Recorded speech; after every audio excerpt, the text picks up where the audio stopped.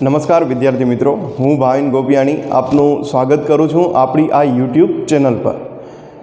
સૌપ્રથમ તો આજનો જે ટૉપિક છે એ જીડીપી રિલેટિવ છે અને પ્રશ્ન એ છે કે ભારતમાં 2020-21માં જીડીપીનો રેટ છે એ ઘટશે, એ સ્વાભાવિક છે। આ મુદ્દો લઈ અને છેલ્લા એક વીકથી જ્યારથી સરકારી જે આંકડાઓ આવ્યા છે કે ભારતનો જે જીડીપી રેટ છે એ 2020-21માં એટલો બધો ઘટવાનો છે કે છેલ્લા આઝાદી પછીના વર્ષોમાં સૌથી મોટો ઘટાડો છે અહીંયા આપણે જોઈ શકાય છે।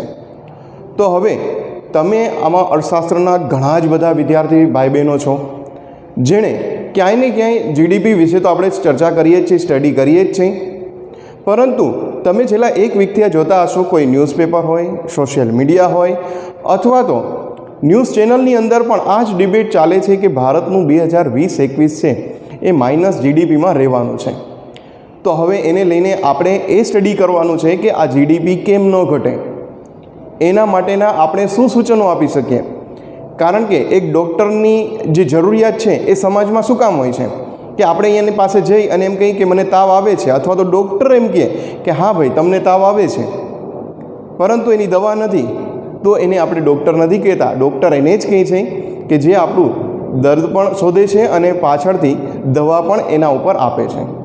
તો આપણે પણ અહીંયા ઇકોનોમિક્સ તરીકે આપણી પણ એ ભૂમિકા ભજવવાની છે અને આપણે વિદ્યાર્થી જીવનમાં તો આમાં ઘણું બધું રિસર્ચ કરી શકીએ। આજે ઘરે બેઠા છે, છેલ્લા 6 મહિનાથી આપણા વિચારો પણ ઘણા બધા ફૂલ્યા ફાલ્યા હશે, તો આપણે જીડીપી ઓછામાં ઓછું ઘટે, કારણ કે અહીંયા પ્લસ થવાની શક્યતાઓ નહીવત છે, પરંતુ ઓછામાં ઓછું ઘટે એના માટેના સૂચનો આપણે પણ કરી શકીએ।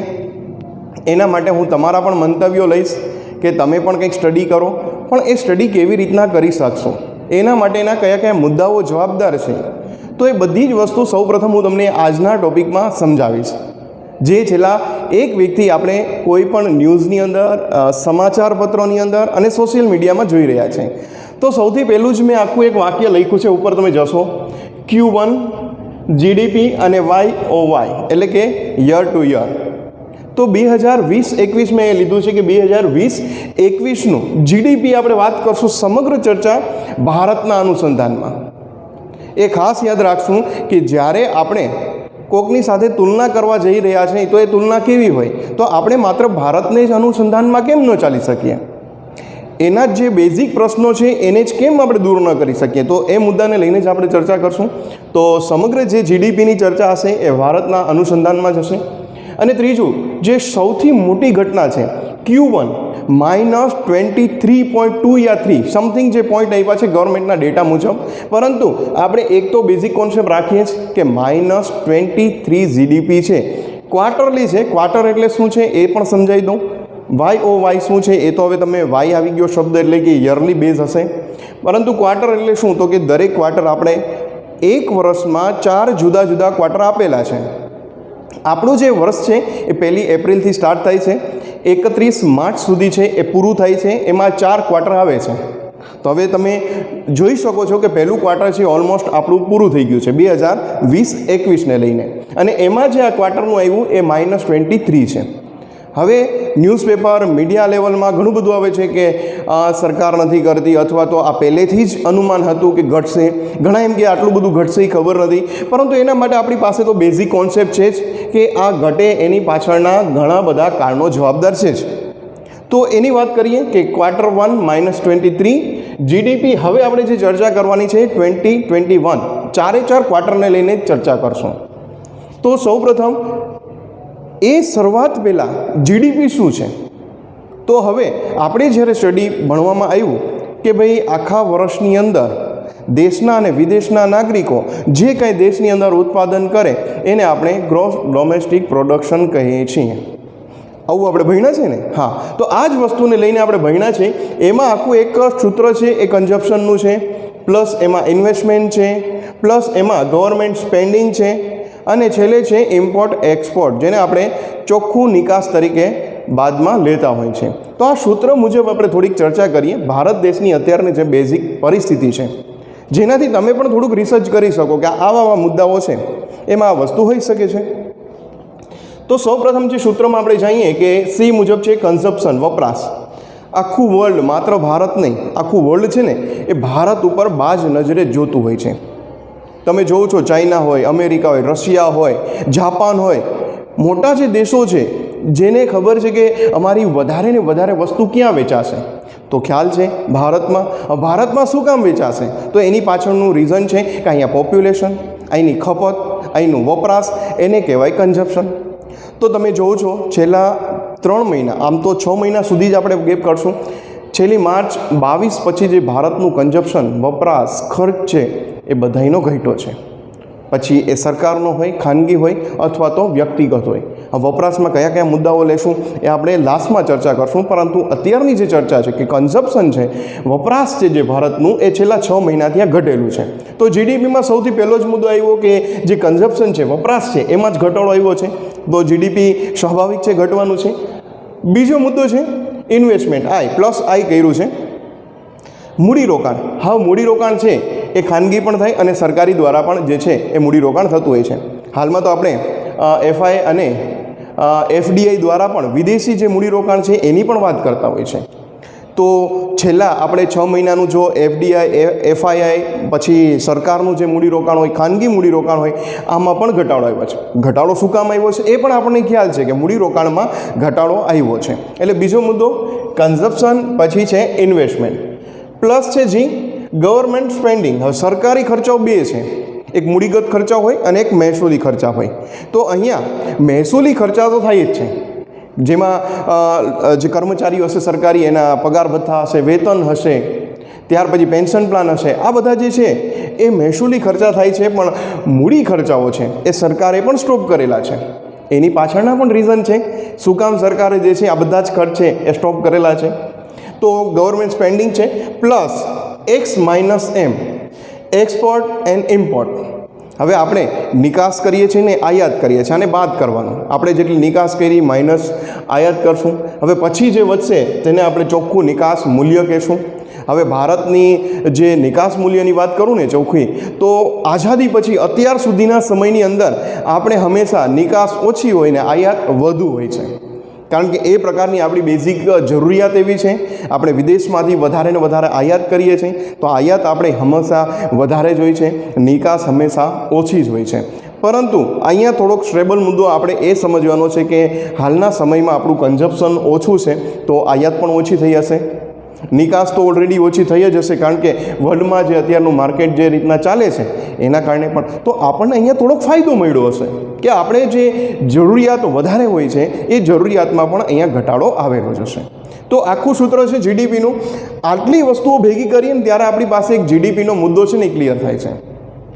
અને સૂત્ર રૂપે આપણે દરેક વસ્તુની જે છે ચર્ચા કરી.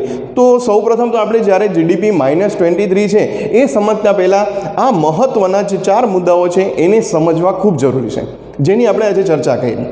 હવે ત્યાર પછીનો જે મુદ્દો છે કે જીડીપી લાસ્ટ 16 YOY, એટલે કે છેલ્લા 60 વર્ષની અંદર 1960થી કરી અને 2020 સુધી આપણે જઈએ ત્યાં સુધી આપણો જીડીપી રેટ કેવો છે.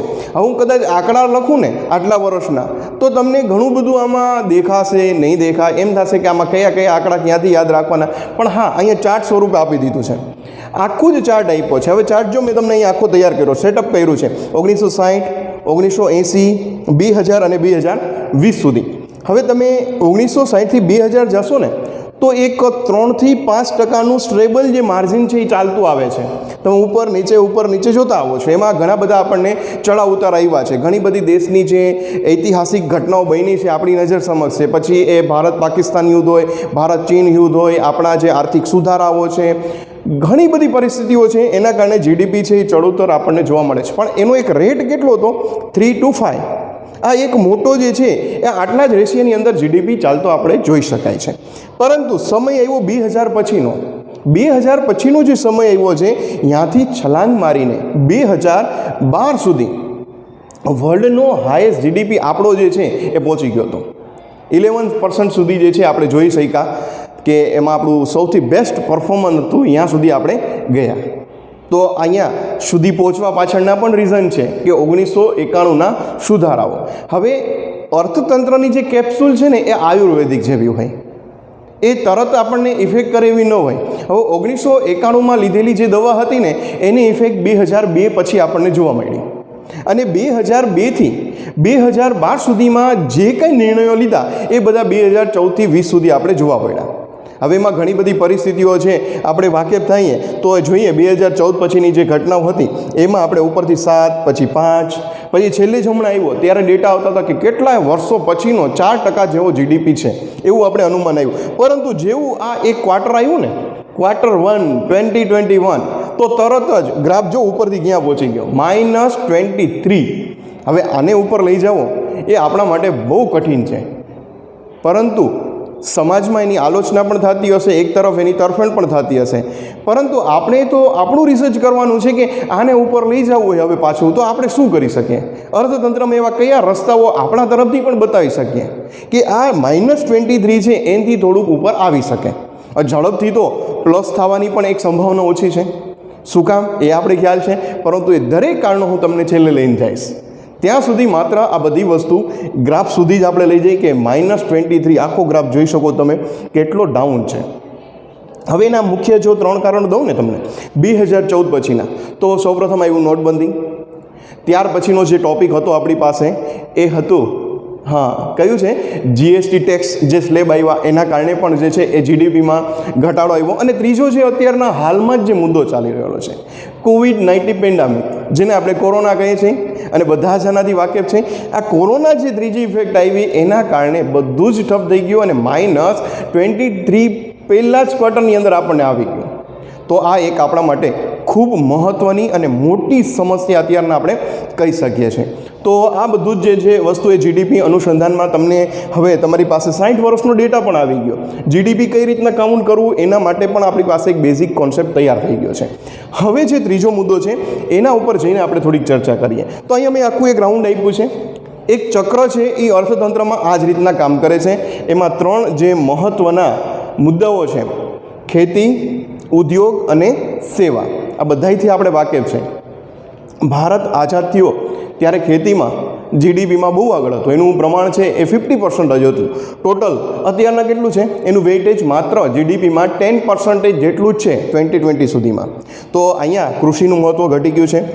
ઉદ્યોગનું જો મહત્ત્વ લઈ તો જીડીપીની અંદર 30% જેટલો એનો પણ હિસ્સો છે, અને બાકીનો જે 60% હિસ્સો છે એ સેવા ક્ષેત્રથી છે. હવે જો અર્થતંત્રમાં સેવા ક્ષેત્રનો હિસ્સો આટલો બધો વધી જાય અને આવા સમયે કોઈ મોટી જે સમસ્યાઓ ઉદ્ભવે તો આપણી પાસે એક પ્રશ્ન તો ઉદ્ભવવાનો જ છે. હવે એ પ્રશ્ન ઉદ્ભવશે એને આપણે ફેસ પણ કરવાના છે, કારણ કે અત્યારના મોટો જે આપણો હિસ્સો છે જ્યાંથી આપણી ઇન્કમ છે એ સેવા ક્ષેત્રમાં છે. હવે સેવા ક્ષેત્રમાં આપણે ખબર વાહન વ્યવહાર આવે, ત્યાર પછી જઈએ તો બેન્કિંગ સેક્ટર જે છે એ પણ બધું આવી જશે. ત્યાર પછી આજનો જે ઇન્ટરનેટથી મોબાઈલ યુગ આવ્યો એ પણ સેવામાં આવશે. અને એક નવું જોડ્યું છે હવે છેલ્લા 2010 પછી ટુરિઝમ હબ, એને પણ આપણે સેવામાં, કારણ કે ટુરિસ્ટ પ્લેસની જે ઇન્કમ થશે એ પણ સેવા ક્ષેત્રની અંદર જ છે, એનું વધારે ને વધારે ડાયવર્ઝન થવાનું છે. તો આ બધા જ મુદ્દાઓ છે એ થોડા ઘણા જીડીપીની અંદર પણ આપણને ખલેલ પહોંચાડતા જોવા મળે જ છે, કારણ કે કૃષિનો હિસ્સો ખૂબ ઓછો, ઉદ્યોગનો હિસ્સો પણ એટલો મહત્ત્વનો ન કહી શકીએ, અને સેવા છે એ ખૂબ મોટો ફાળો છે એ ભારત જેવા દેશની અંદર જોઈ શકાય છે. તો અહીંયા ત્રીજો સેક્ટર પણ મેં લઈ આવ્યો કે એમાં કયા કયા મુદ્દાઓ છે જીડીપીની સાથે આપણે એને કનેક્ટ કરી શકીએ છીએ. હવે જે આપણો મહત્ત્વનો ટૉપિક છે કે જીડીપી છે -23 કેમ થયો, એની પાછળનો હવે આપણે જે મહત્ત્વનો મુદ્દો છે એ ભણીએ. COVID-19 પેન્ડેમિક, આનાથી એક પણ એવું વ્યક્તિ ન હોય કે જે માહિતગાર ન હોય. તો હવે આ સમયની અંદર આપણે જે વપરાશની વાત કરી હતી ને, સૌથી પહેલાં જે વપરાશની બાબતમાં, કન્ઝપ્શનની બાબતમાં ચર્ચા કરી ત્યારે કીધું તો એના બધા જ કારણ તમને આપીશ કે જીડીપી ઘટવા પાછળનું રીઝન શું છે. તો વપરાશ ઘટ્યો છે, પછી એમાં હોટલ, કારણ કે આજે માણસના જે મોજ શોખ છે એમાં હોટલ જે છે ટુરિઝમ એ સૌથી બેસ્ટ છે. તો એ માઇનસ કેટલું છે, 80%. જીડીપી ઘટે કે ન ઘટે, ઘટવાનું જ છે, કારણ કે આ બધા જ જે બિઝનેસ છે એ ઠપ થઈ ગયા છે. લોકો બહાર જતા જ નથી તો જમવાની તો વાત જ નહીં આવે. ત્યાર પછી છે હવાઈ સેવા, 90 જે પ્લસ છે જે છે એ માઇનસ સર્વિસમાં ચાલે છે. આમ તો આનાથી પણ વધારે લઈ શકીએ, પણ ગવર્મેન્ટ જે ડેટાઓ છે એનાથી આપણે -90 સુધી મૂકી શકીએ છીએ. આમ તો 95, 98 સુધી પણ લઈ શકીએ, પરંતુ આ ડેટા મુજબ -90 હવાઈ સેવા કે જ્યાંથી ગવર્મેન્ટને પણ વધારે આવક થતી હોય છે. પેટ્રોલિયમ જે પેદાશો છે એમાં -70 છે, કે જે પેટ્રોલિયમ પેદાશનો આપણે ખપત છે, જે વપરાશ છે આપણા દેશની અંદર, કન્ઝપ્શન છે, એ પણ -70, 70% જેટલું છે એમાં માઇનસ છે. અને સરકારી આવક એ પણ -40% છે. વિચારો, આ બધી જ વસ્તુમાં આટલો બધો મોટો જો ઘટાડો આવે છેલ્લા 6 મહિનાની અંદર, તો આ જે વસ્તુ છે એ શક્ય બનવાની જ છે. એટલે આપણે માત્ર એ જ એક શરણાઈ ન વગાડી શકીએ કે જીડીપી -23 છે, એની પાછળના બેઝિક કોન્સેપ્ટ આ છે. કારણ કે આપણે જે મુખ્ય જરૂરિયાત છે રોટી, કપડાં ઓર મકાન, એ સ્વાભાવિક છે, એ જરૂરિયાત છે. પરંતુ આજે જે મોજ શોખની વસ્તુ આવે છે, આનાથી લોકોને પણ આનંદ મળે છે અને સરકારને પણ મોટો હિસ્સો આવે છે. હવે શું કામ મોટો હિસ્સો આવે છે? તો અહીંયા મેં એના માટે જીએસટીનો એક સ્લેબ લખેલો છે. એમાં સૌથી હાઈએસ્ટ છે 28, અને આમાં મોટા ભાગના જે અહીંયા જીએસટી ટેક્સ આવે છે એમાં 28% આવે છે. અને એ જ બધા કેવા છે અત્યારના? બંધ છે. એટલે સરકારની આવક કેવી છે? ઓછી છે. આના કારણે તમે જોઈ શકો છો કે અત્યારના ક્રૂડ ઓઇલ છે એ 21, 24 અને 30 સુધી ડોલર જે છે એ ક્રૂડ બેરલનો ભાવ છે. પરંતુ પેટ્રોલ છે 80ની પ્લસ થઈ ગયું છે. શું કામ?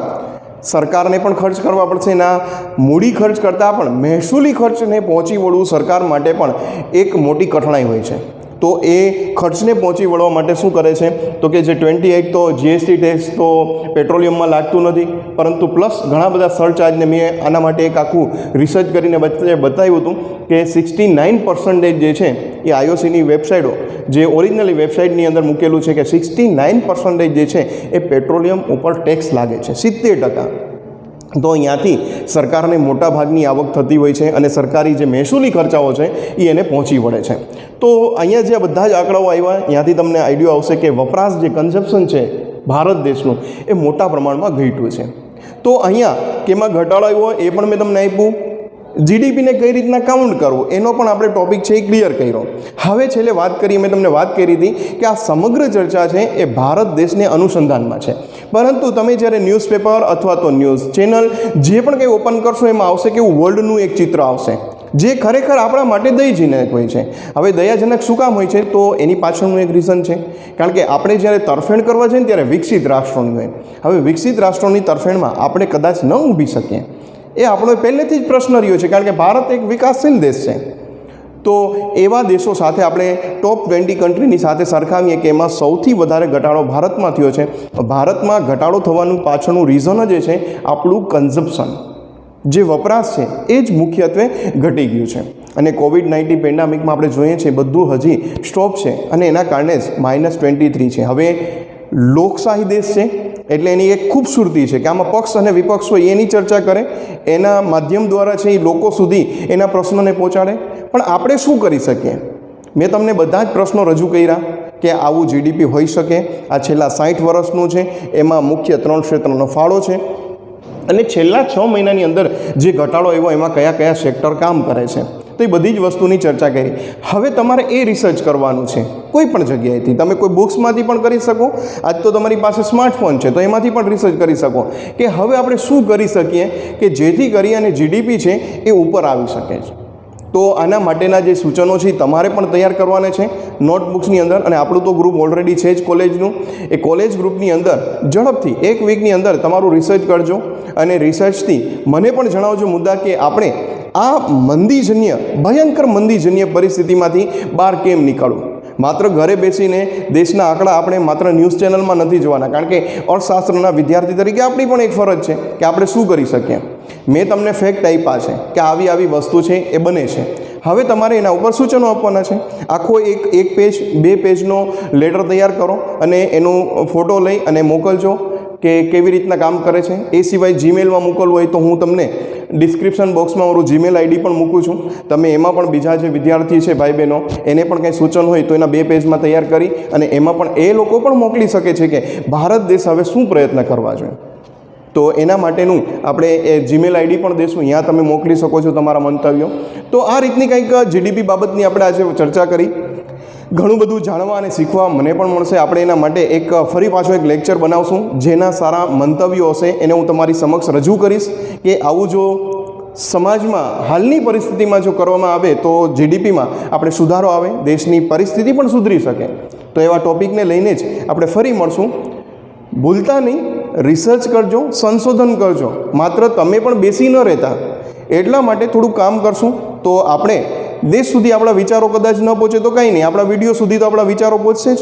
અને હું તમારા જે વિચારો હશે એ આપણા વિડીયો મારફત, યુટ્યુબ મારફત જે છે એ સમગ્ર લોકો સુધી પહોંચાડવાનો આપણે પ્રયત્ન કરશું. તો બસ આટલું જ. એક નવા જ ટૉપિક સાથે આપણે ફરી મળશું. ત્યાં સુધી જય હિન્દ, જય ભારત.